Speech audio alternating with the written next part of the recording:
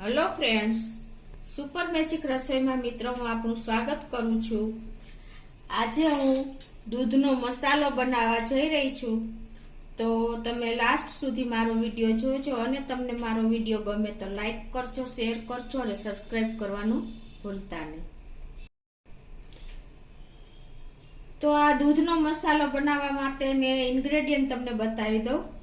એમાં મેં 1/4 કપ બદામ લીધી છે, 1/4 કપ કાજુ છે, 1/4 કપ પિસ્તા છે અને બીજા મસાલામાં મેં તમને બતાવી દઉં કે આ અડધું મેં જાયફળ લીધું છે અને 8 થી 10 એલચીના મેં દાણા લીધા છે અને થોડું એવું કેસર લીધું છે અને અડધી ટીસ્પૂન જેવો મેં સૂંઠ પાવડર લીધો છે, 1.5 ટેબલ સ્પૂન મેં મિલ્ક પાવડર લીધો છે અને 8 થી 10 મરીના દાણા છે અને 1 ટીસ્પૂન જેવી આપણે વરિયાળી લીધી છે। તો અને દૂધ આપણે મસાલા વાળું બનાવશું એના માટે મેં 2 કપ દૂધ લીધું છે। તો આટલા ઇન્ગ્રેડિયન્ટ આપણે જોશે। તો હવે મસાલો બનાવવાનું આપણે ચાલુ કરીએ। એમાં પહેલા આપણે જે આ કાજુ બદામ અને પિસ્તામાં જે મોઇસ્ચર હોય છે એને હિસાબે આપણે પીસાતું નથી સરખું, એટલે પહેલા આપણે એને રોસ્ટ કરી લઈએ।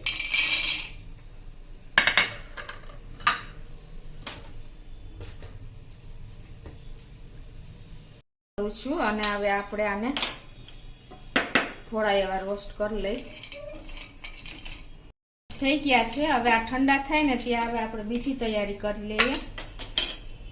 હવે આપણે આ જે એલચીના 8-10 એલચીના દાણા અને અડધું જાયફળ લીધું છે એ આપણે મિક્સર જારમાં નાખી દેશું અને આ વરિયાળી અને મરીના દાણા જે લીધા છે, 1 ટીસ્પૂન વરિયાળી ને 8 થી 10 મરીના દાણા લીધા છે એ નાખી દેશું અને એમાં આપણે અડધી ટીસ્પૂન જેવી ખાંડ નાખશું, એટલે જે મોઇસ્ચર હોય એ શોષાઈ જાય અને આને આપણે પીસી લેશું પાવડર ફોર્મમાં।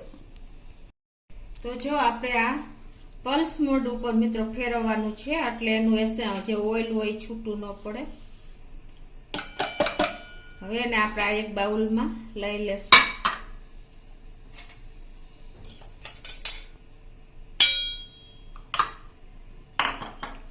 હવે આમાં જે આપણે રોસ્ટ કરેલા કાજુ બદામ ને પિસ્તા છે એ પણ ઠંડા થઈ ગયા છે, તો એને પણ આપણે આ પલ્સ મોડ ઉપર પાવડર ફોર્મ બનાવી લેશું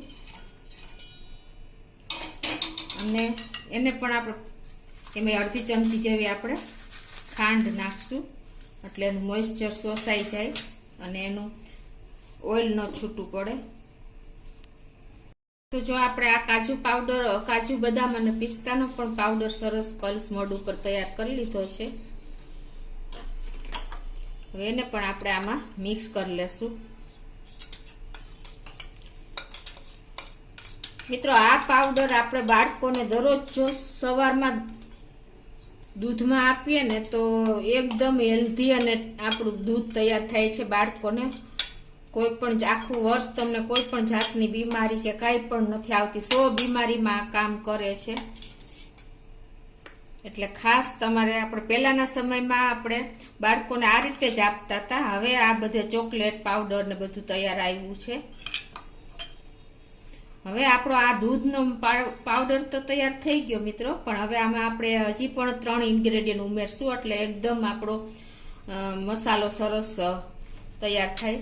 તો એમાં હું અત્યારે અમે થોડાક કેસરના તાતણા લીધા છે, 1 ટીસ્પૂન જેવા એ નાખી દઉં છું અને અડધી ટીસ્પૂન જેવો આપણે સૂંઠ પાવડર નાખશું, એટલે મસાલાનો દૂધનો મસાલો એકદમ અહેસાસ થશે આપણે। અને 1.5 ટેબલ સ્પૂન જેવો મેં મિલ્ક પાવડર લીધો છે એ આપણે એડ કરી દેશું।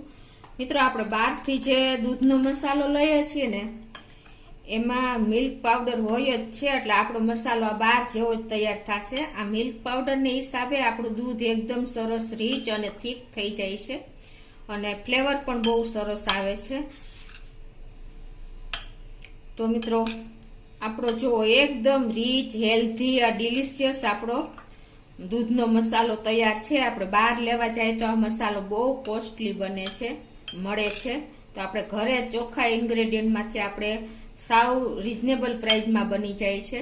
હવે આપણે મસાલા વાળું દૂધ તૈયાર કરશું।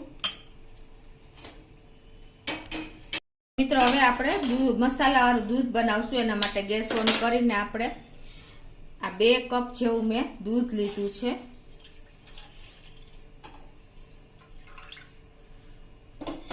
એ મૂકી દેશું અને હવે એમાં આપણે 2 ટીસ્પૂન જેવી ખાંડ નાખી દેશું.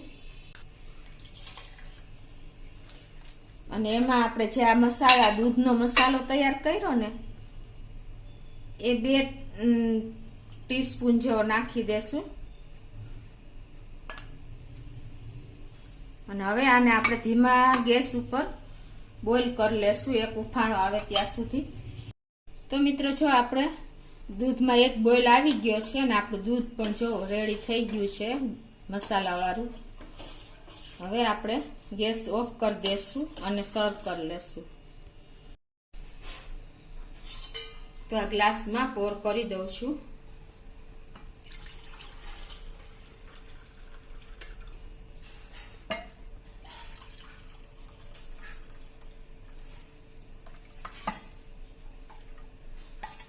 તો મિત્રો એકદમ હેલ્ધી, ટેસ્ટી અને ડિલિશિયસ અને પૌષ્ટિક એવું આપણું મસાલા મિલ્ક તૈયાર થઈ ગયું છે, એટલે કે મસાલા વાળું દૂધ.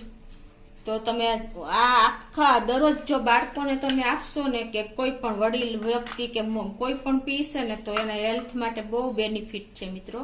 અને બીજું કે હવે આપણે આ મસાલો પણ આમાં સર્વ કરી લઈએ.